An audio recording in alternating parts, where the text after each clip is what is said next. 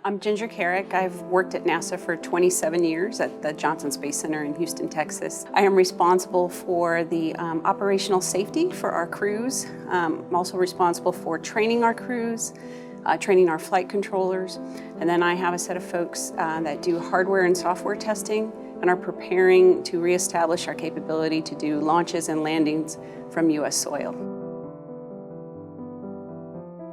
When we select a brand new astronaut class, they first go through 2 years of what we call astronaut candidate training. Once they complete that, then we say that you are a viable candidate to be assigned to a flight. And they kind of wait in line and they wait their turn, and once their number is called, then it's roughly right now for launching on the Russian vehicle about a 2-year training flow. When we get our new US vehicles up and running, it'll be a 1-year training flow. But we also have people that are currently waiting to be assigned to lunar missions. We were just told by the Vice President that we should have boots on the moon by 2024, so we're developing the training plan for that as we speak. Beautiful, just beautiful.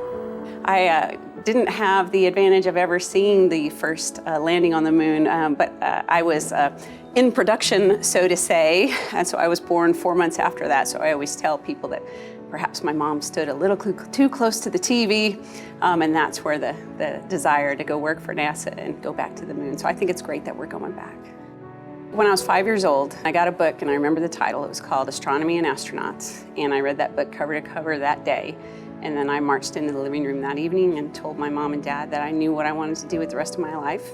I wanted to become an astronaut or maybe a professional basketball player.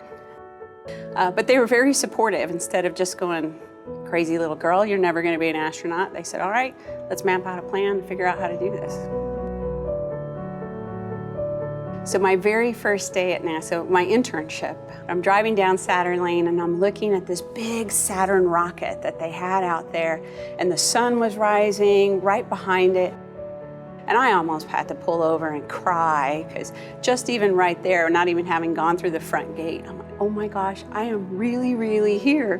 And then I got issued my NASA badge that day, and I couldn't stand myself. I thought, wow, this is gonna be great, I'm finally here. The way it works is anybody can apply. You have to have the minimum qualifications, and the minimum qualifications when I applied was a master's degree and 1-year technical experience. They had received 3,000 applicants that year and had agreed to interview 120, and I was one of the 120, and I was 26 years old. So I went through the interview process, and it was a week long at that time, and you had physical tests, psychological tests, medical tests, and then the actual 1-hour interview. But during the medical tests, they discovered that I had kidney stones, and I didn't know I'd had them. I'd never passed one. But that year, NASA had instituted a new disqualification that if your body shows the ability to form a single stone, it is a lifetime disqualification from astronaut consideration. So I was completely devastated. But the head of the astronaut selection office helped me secure a permanent position in an area teaching astronauts. He says, you know, you can't be an astronaut, but you think like an astronaut, and I think you'd be a good instructor for the astronauts. So I've been teaching them since 1995, and then after several years of instructing them and living in Russia with them, I got a job as a flight director. So now I was the boss. So I led a number of missions, so I got to know the crew members very, very well that way, both in their ground training and while they were on orbit. But I worked in the same offices as them, shared offices with them, so we're really more family and friends than astronauts. That's what they do, you know, as their job. But at the end of the day, my best friend is Peggy Whitson, who spent 665 days in space. They're just normal people that do extraordinary things. We've been doing a lot of research on the International Space Station right now, and we have learned a lot. NASA does not do the best job of communicating to the general public about the advancements that we are making, but there have been medical advancements, technological advancements that you can see every day that has benefited humanity. And that's just from going around and around the Earth. If we go to the moon and we start learning how to, create oxygen or create fuel out of the soil.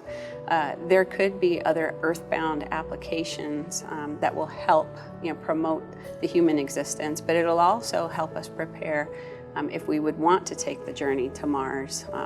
It'll give us a good practice bed that's 2 to 3 days away from Earth versus 1 to 2 years away from Earth if something happens. So I'm excited about it. We won't know until we get there how many benefits will come, but we are already seeing a lot of benefits for humanity just even thinking about going beyond low Earth orbit.